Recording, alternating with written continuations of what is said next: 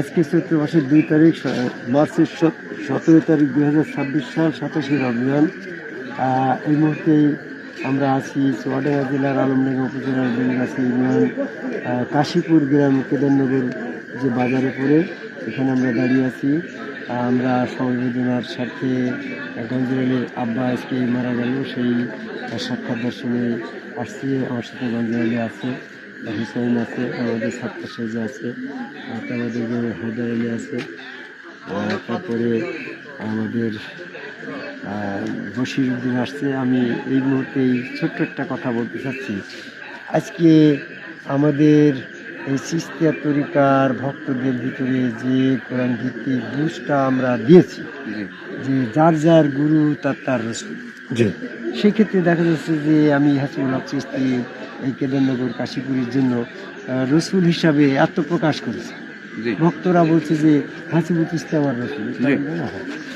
এই রসুল বিশ্বাসের ভিতরে দ্বিধাদ্বন্দ্ব দোদুল্যমান অবস্থায় কিন্তু কেদারনগর কাশীপুর বেলগাছি আমাদের ফরিদপুর ডামস বেলগাছি ইউনিয়নের তথা যারা হাসিবুল চিশতি একের ঘনিষ্ঠ আত্মীয় বন্ধু বান্ধব, এরা কিন্তু বিশাল একটা দ্বিধাদ্বন্দ্বে রয়েছে। যে হাসিবুল চিশতি দেখলাম ছোটবেলা থেকে এইভাবে ছাত্র জীবন থেকে তারা আমার সে আবার রসুল উপাধি পাইলে ভক্তরা তাকে রসুল রূপে আল্লাহ কেউ কেউ বলছে, এটা কি বিশ্বাস করা যায় নাকি? এরকম অনেকেই দ্বিধাদ্বন্দ্ব নিয়ে আমরা চলছি না বসে। এই দ্বিধাদ্বন্দ্বটাকে এই অবস্থাটাকে এই যে হাসিবুল চিশতি যে গোপালা হাসিবুল চিশতি কেদারনগরের রসুল, এইটার সাক্ষী প্রমাণ যারা অস্বীকার করছে কাফের, এই লোকটাই সবচেয়ে বড় সাক্ষী হবে, এই লোকটাই সবচেয়ে বড় প্রমাণিত হবে। সেই প্রমাণ করবে যে হাসিবুল চিশতি গোপালা ছিল রসুল। সেটার আমি একটা প্রেক্ষাপট তুলে ধরছি শুধুমাত্র এই ভিডিওর ভিতরে। মনে করো আমি এখন জীবিত, এই মুহূর্তেই দুইজন এই আমাকে যারা রসুল হিসেবে বিশ্বাস করছে না, এই ধরনের দুইজন ব্যক্তি মারা গেল। তার ভিতরে একজন ব্যক্তি রসুল হিসাবে বিশ্বাস করেছে আর একজন ব্যক্তি করিনি। এইরকম ভাবে মারা যাওয়ার পরপরই আল্লাহ তাৎক্ষণিকভাবে পুনর্জীবিত করে তাদের কাছে আল্লাহর কাছে নিয়ে যাওয়া হচ্ছে সূরা আনামের 36 নম্বর।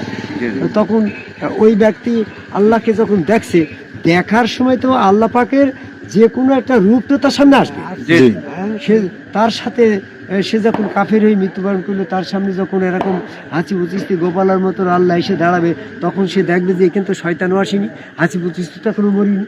তাহলে এখন যে হাসিবুল চিশতি গোপালার মতন এখানে আল্লাহ এসে গেল, তাহলে ওইটি যে আল্লাহ ছিল, ওইটি যে রসুল ছিল, এতে আর কোনো সাক্ষী তার দরকার আছে নাকি গো? ওই কাফেরটাই তো তখন সাক্ষী দিল যে হাসিবুল চিশতি রসুল, ওইটি তো আল্লাহ। তাহলে এখন ওই কাফেরটাকে যদি বর্তমানে আবার কেদারনগর ফিরিয়ে দেওয়া হয়, তাহলে তো সেই তো সাক্ষী দেবে গো এই হাসিবুল চিশতি গোপালা এডি সং রসুল আমি দেখে আসলাম। তাহলে এরকম একটা পরিস্থিতি সৃষ্টি হবে কখন?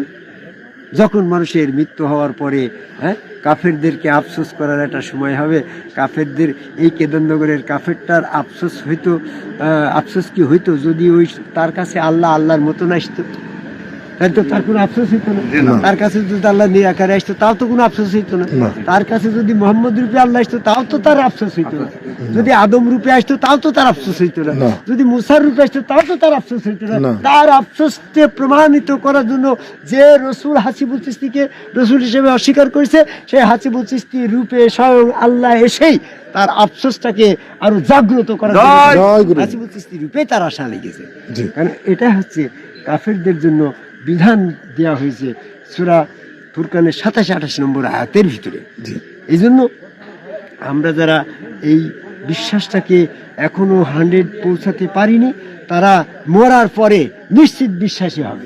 এই জন্য সেই দিনের মৃত্যুর আসার পরে যখন তুমি 100% বিশ্বাসী হবে, সেই দিবস আসার পূর্বেই তুমি সেই দিবস পর্যন্ত ইবাদত বন্দিকে চালিয়ে যাও, মানে ইবাদত বন্দিকে ওই রূপে দাসত্ব করে যাও।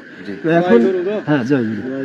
এই মুহূর্তে আমি যেটা বলতেছিলাম যে আমরা যদি আজকের এই জামানায় এসে ওই সত্যটাকে ধারণ না করি, যার যার গুরু তার রসুল, রসুল রূপে আল্লাহ বিশ্বাস আদম কাবাই সেজদার পথটাকে যদি দৃঢ়ভাবে ধারণ না করি, তাহলে কিন্তু আমরা ওইখানে যে কাফের বলে প্রমাণিত হচ্ছে।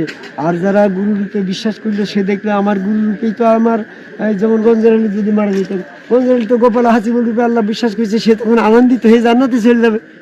আর যে হাসিবুল চিস্তিকে অস্বীকার করেছে সে তখন আফসোস করে হাত কামড়াতে থাকবে। এখন আমাদের সমাজে গঞ্জারালি প্রতিপক্ষরা বলছে যে তোমার গুরু হাসিবুল চিস্তিকে তুমি রাস্তাঘাটে সেজদা করে দেখছি, আর তাহলে মোহাম্মদ সাল্লাল্লাহু আলাইহি সাল্লামকে সেজদা করলো, হযরত আলী আবু বকর মানলাম, হযরত আলী আদম কাবা মোহাম্মদ। তাহলে এই জায়গায় মোহাম্মদ সাল্লাল্লাহু আলাইহি সাল্লাম কাকে সেজদা করে সে আদম সেজদাকারী হলো? সে তো আর আল্লাহ না। এখন এখানে আয়াত আসলো সূরা আরাফের 29 নম্বর আয়াত, নবীদের জন্য স্বরূপে যখন আল্লাহ পাকের দণ্ডায়মান হইল। সূরা নজমের 6 নম্বর আয়াতে আল্লাহ মোহাম্মদ সাল্লাল্লাহু আলাইহি সাল্লামের স্বরূপ ধারণ করে দণ্ডায়মান হইল। মোহাম্মদ সাল্লাল্লাহু আলাইহি সাল্লাম তখন তার স্বরূপে ধারণ কিন্তু ওই আল্লাহকে সেজদা করল, তো মোহাম্মদ না, রূপটা মোহাম্মদের কিন্তু আল্লাহ স্বয়ং আসল। তাহলে মোহাম্মদ সাল্লাল্লাহু আলাইহি সাল্লামের নবীগণের সামনে স্বয়ং আল্লাহ স্বরূপ ধারণ করে এসে দাঁড়ানোর পরে সে তখন ওখানে সে ওই কাবাইরা সরাসরি আল্লাহকে সেজদা করে সে তখন আমাদের জন্য কাবা আর নবীদের জন্য স্বয়ং আল্লাহ। স্বয়ং আল্লাহ আসতো কোন রূপে? ওই যার যার প্রত্যেকটা নবীর স্বরূপেই স্বয়ং আল্লাহ। স্বয়ং আল্লাহ আসছে বিদায় তো সে নবী। সাধারণ মানুষের সাথে আর নবীর পার্থক্য কোথায় গো? নবীদের কাছে স্বয়ং আল্লাহ স্বরূপে আসবে, যেমন মুসার কাছে তুর পাহাড়ে স্বয়ং আল্লাহ মুসার রূপে আসবে। হ্যাঁ, আর ভক্তের জন্য মুসার হচ্ছে আদম কাবা। তাহলে ভক্তের জন্য গুরু হচ্ছে রসুল কাবা, আর নবীদের জন্য স্বয়ং আল্লাহ স্বরূপ ধারণ করে আসছে। তাই প্রত্যেক নবীর জন্য সূরা আরাফের 29 নম্বর আয়াতে বলছে আকিম ওয়াজহাকুম ইনদা কুল্লি মাসজিদ, প্রত্যেক সেজদা তোমার যখন স্বরূপে আল্লাহ আসবে তখন তুমি সেজদা করবে। আর ভক্তের জন্য গুরু রূপে রসুল রূপে আল্লাহ বিশ্বাসের সেজদা দিয়ে শয়তান থেকে পবিত্র হয়ে যাবে। কারণ হে মুমিন, রসুল তোমাদেরকে পবিত্র করবে, এটা হচ্ছে মুমিনদের জন্য আয়াত আসছে। রসুলকে পবিত্র করবে, হ্যাঁ রসুল তোমাকে পবিত্র করবে, এইটা তো রসুল নবীদের জন্য, তো এমনটা আয়াত নেই না কি? জি গুরুজি, বুঝতে পারছো? জি, রসুল তোমাকে পবিত্র করবে, এটা মুমিনদের জন্য, মানুষের জন্য বলা হয়েছে। কিন্তু নবীদেরকে কে পবিত্র করবে? নবীদের কি রসুলে পবিত্র করবে? না, স্বয়ং আল্লাহ রসুল রূপে এসে তোমাকে সেজদার মাধ্যমে পবিত্র। জয় গুরু।